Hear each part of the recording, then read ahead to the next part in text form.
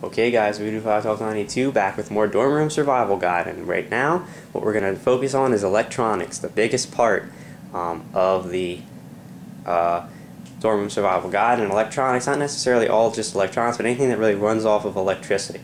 Appliances, electronics, things of that nature, okay? So the very first, we're going to start back up front again, and the first thing I can recommend you is one of these. This is a cheap little alarm clock here. It was like 10 bucks, I believe, at Target, and for the first semester I tried to use my phone as an alarm clock, like a lot of you probably are thinking about doing. I had a class I had to wake up at 7:30 to start getting ready, and a couple of times my phone alarm messed up or it died overnight, and I did not have an alarm to wake me up, and I was almost late a couple of days because I didn't wake up in time. So I said, well, forget that. I'm going to just get this little cheap alarm clock. It shows you the time, and it's got a nice little alarm on it on the side here. You can have a nice loud or soft setting and an on or off, and just a cheap little alarm clock you're going to want. Tyler, of course, because he has to be this way, has this nice iHome, which he actually won for free at our prom, our after prom party at school. He won this, so yeah, I'm not as cool as he is or as lucky, so I have my cheap Timex and it works fine. Okay. The next thing, as you can see, is a lamp. I have one and Tyler's got one, and these are nice when your roommate's trying to go to bed and you want to turn off the overhead lights, but you still need light. Maybe you're staying up late working or something like that, or reading. Having one of these lights is nice to have to illuminate your workspace without having these big overhead lights on and allowing your roommate to go to sleep while still lighting your work. So the lamps are nice. Definitely want to look at getting a lamp for your own personal space. Okay. Ooh, excuse me. Next, as you can see here, I've got this wire plugged into my computer, and you'll probably recognize this. This is an Ethernet cord. Yes, there's Wi-Fi here, but it's awful. It is really slow and completely unreliable. Also, believe it or not, you cannot connect game systems and get online through the wireless here. You have to use the hard wire. So if you want to do anything online gaming, or if you want reliable internet or anything like that, you're going to need an Ethernet cable. I have one, this big gray one running across the floors. Actually, Tyler's going to his port behind on that wall, running all the way to his PlayStation 3. We have one active port on each side of the room.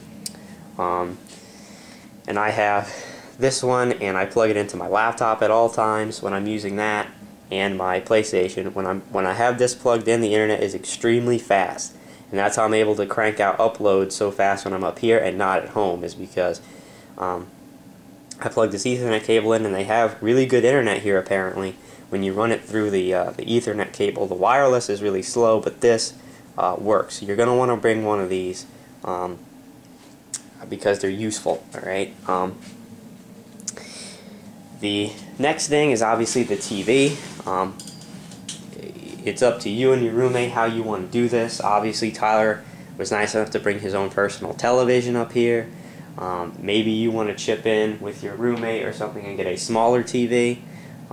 That's also fine, but a TV, it's pretty standard. You're going to want one, and that's when you're going to think about yourself, so I'm not going to really spend a whole lot of time on it. Coming back here, what you're going to see is an explosion of wires, okay? Wires running everywhere, and a random Call of Duty case back there. Wires going everywhere. As you can see, we've got a four port plugs here on the wall. We've got one of these on each side, but this is what I really want to show you. Whoa, my sweatshirt just jumped right off the edge of my bed. This is what I want to show you, is the power strip. You're gonna want to have one of these. As you can see, we've got 1, 2, 3, 4, 5 things plugged in. We've got both PlayStations. We've got this TV. We have got, oh, I'm sorry, this TV is plugged into this down here. This big cord is actually running to my monitor over there, which I'll show you in a minute. Then we've got my camera charger, and we've also got, what else do we have plugged in here? Camera charger and my laptop charger. All plugged in to this power strip, okay? And Tyler actually has one here under his bed, as you can see, where he's got different things plugged in. I've also got one, let's see if I can fish it out.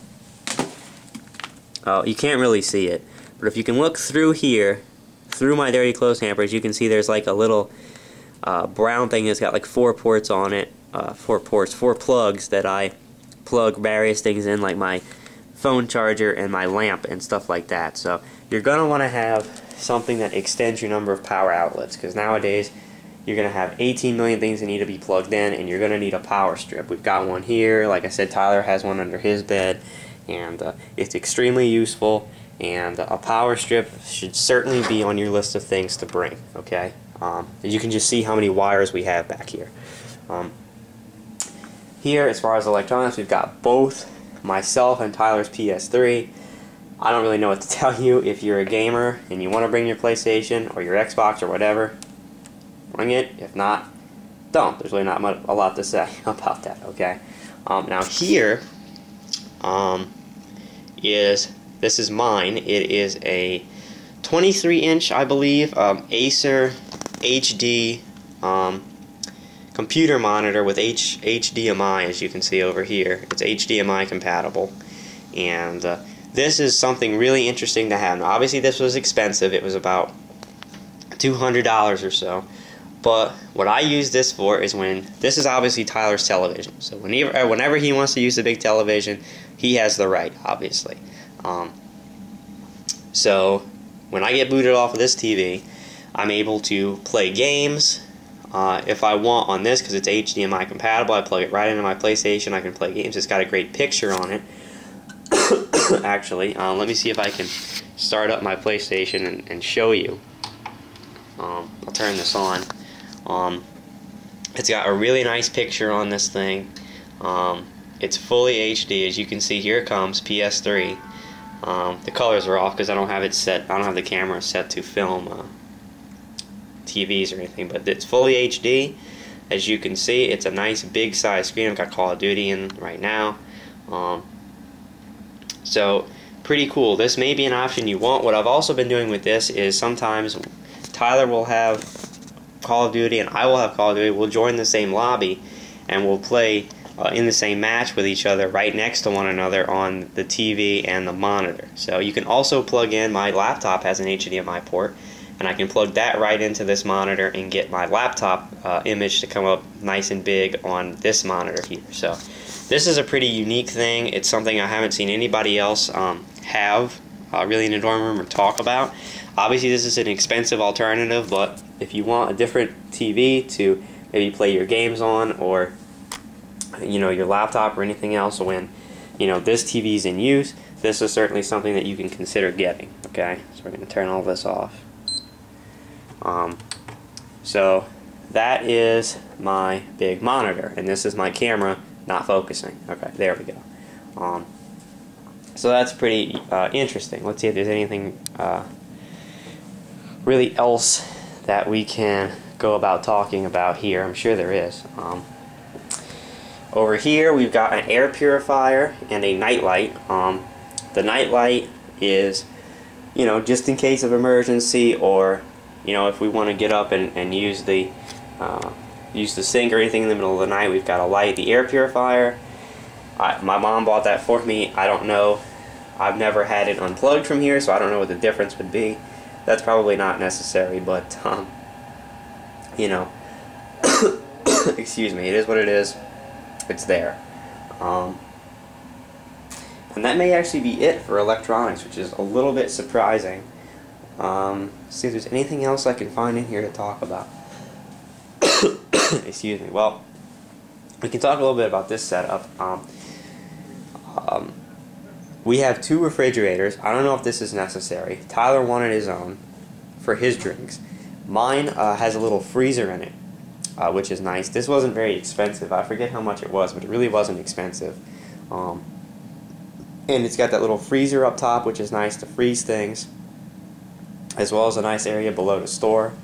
We've got the microwave and then the a printer. Now I don't know if the dorm you're staying in has a printer there. Ours actually does downstairs. You can print for free without as long as you bring your own paper. But for some reason we really like having our own printer and paying for ink, so we actually have it. Partly because we're lazy, but it is what it is. So a printer, maybe, maybe not. It depends on your preference, and it depends on the printing situation in your dormitory. Okay, so that is really that. I'm trying to think if there's anything else that we can really address as far as electronics go. We've pretty much talked about everything I can maybe think of here.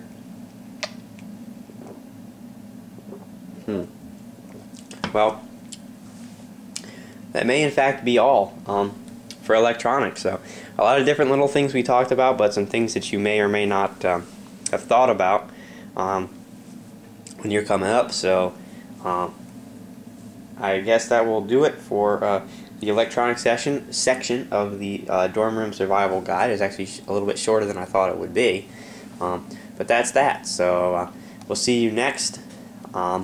What should we do next? We'll probably do clothing. I'd say we'll start with clothing next when we come back with more dorm room survival guide.